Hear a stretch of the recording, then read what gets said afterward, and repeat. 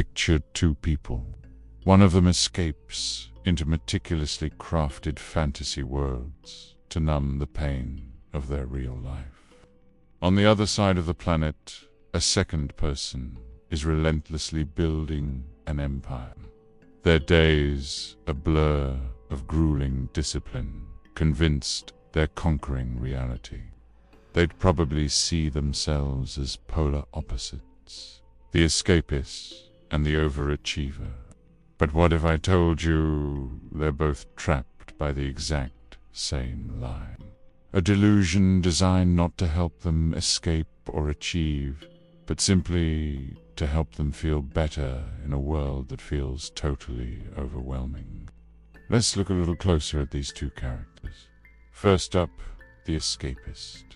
This is someone who finds reality to be disappointing, harsh, or just painfully boring. So, their solution: build a better one. They might lose themselves for hours, days, or even years in video games, binge-watching shows, or scrolling through the curated lives of others on social media. This isn't just about kicking back and relaxing. It's a full-blown mental and emotional diversion. Psychologists call this a form of avoidant coping, an effort to distance yourself from a problem instead of actually confronting it. The outside world looks at them and sees someone lazy, undisciplined, and disengaged. They're running from reality, looking for a temporary sanctuary where things feel more manageable, more meaningful, or at least less painful. Then we have the overachiever. This person also finds reality to be lacking, but their response isn't to replace it, it's to conquer it. They are fueled by hustle culture, the idea that your worth is measured by your productivity. Their days are a whirlwind of to-do lists, early mornings, late nights, and the relentless pursuit of more. More success, more accolades, more progress. On the surface, this looks like the definition of active coping, tackling problems head-on. The world sees them as a model of discipline, ambition, and strength. They look like they're running towards a goal, but what they're really doing is trying to outrun the same existential dread that haunts the escapist. The fear of being insignificant, the terror of a meaningless life. Their constant activity is its own form of avoidance or distraction, so loud and all-consuming that it drowns out that quiet whisper of emptiness. The escapist looks at the overachiever and sees a machine, someone who traded joy for hollow ambition. The overachiever looks at the escapist and sees weakness, someone who just gave up. They think they're playing entirely different games. But they're both on the same field, running from the same opponent. Here's the truth that ties them together. Their strategies are unborn from some grand logic or philosophy. Both are just coping mechanisms designed to manage our feelings about problems that seem unsolvable. Think about existential dread, that deep, unsettling anxiety about life's meaning, our freedom, and the fact that we won't be here forever.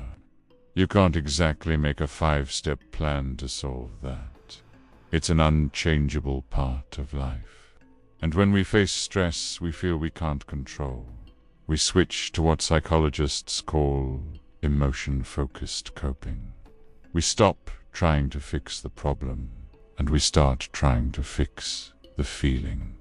The escapist and the overachiever are both trying to soothe the same core pains, a fear of meaninglessness, a feeling of powerlessness, and the quiet boredom of a world that's lost its magic. Their chosen paths, whether it's diving into a fantasy or building an empire, are just the stories they've told themselves, because those stories hurt less than the raw, unfiltered truth of how they feel. This even happens on a chemical level in your brain. When we do something that distracts us from pain, our brain releases a little hit of dopamine. This isn't just about feeling pleasure, it's about the anticipation of a reward. For the escapist, the reward is the immediate relief they find in another world.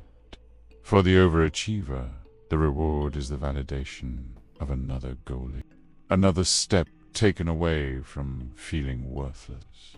Both strategies are, at their heart, just sophisticated ways to manage our emotions so that reality feels a little more bearable. So how do these coping strategies turn into entire identities? They harden into powerful, self-justifying stories. The escapist story goes something like this. Reality is flawed and painful, but in this other world, I have control. My actions matter here. I'm good at this. I'm in charge of my own destiny, and I have a community. This perfectly hits the three basic psychological needs we all have: autonomy, competence, and connection. When the real world doesn't give us these things, escapism offers a potent substitute. It's a classic maladaptive coping strategy, where the short-term relief of avoiding the problem just creates bigger problems down the line.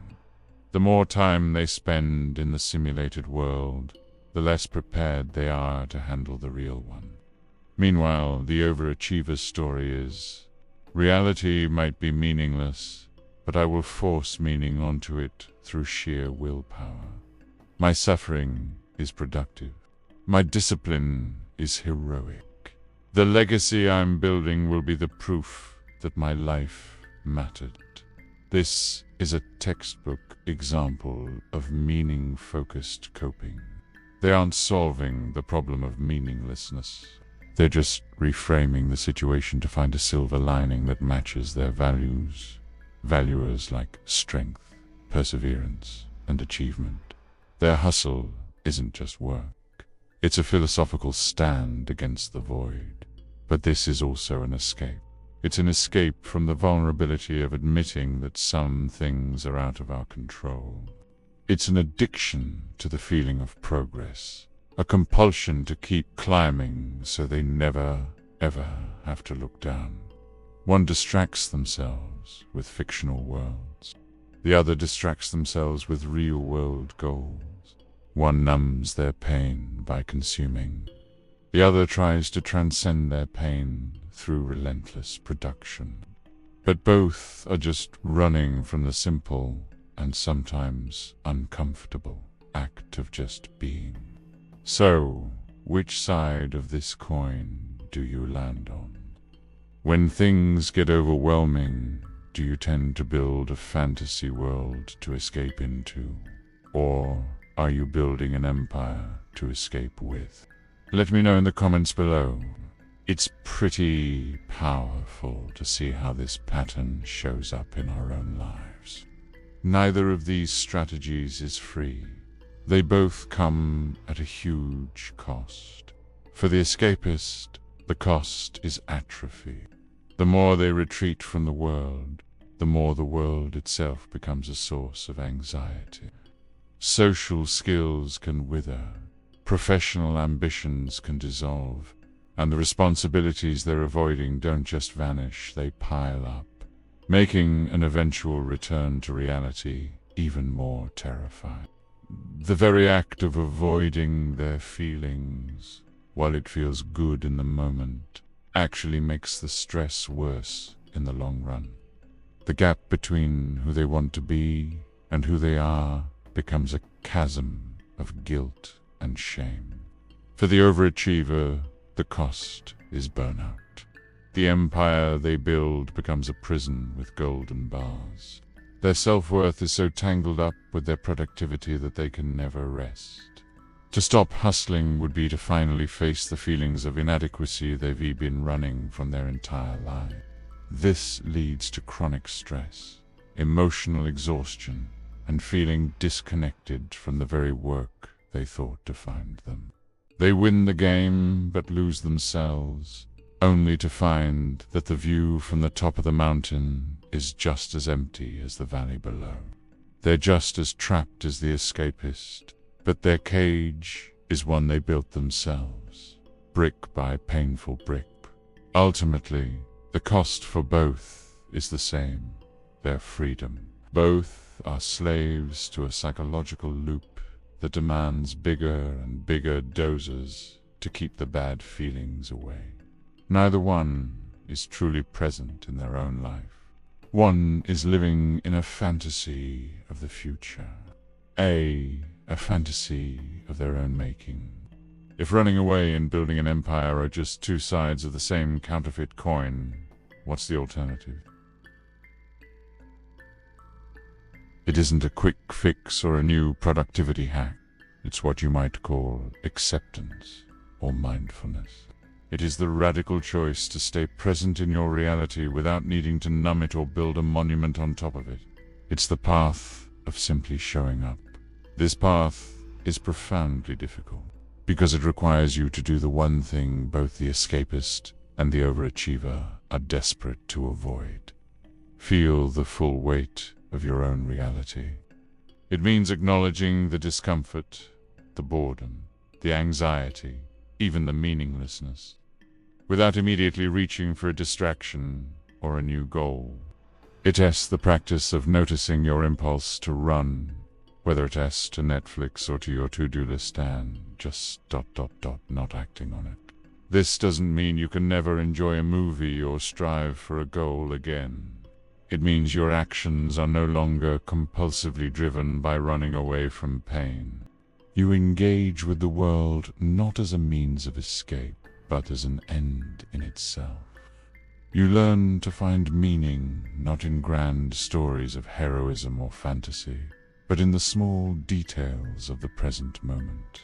It's about letting your emotions exist without judging them or needing them to disappear. This is where true freedom is.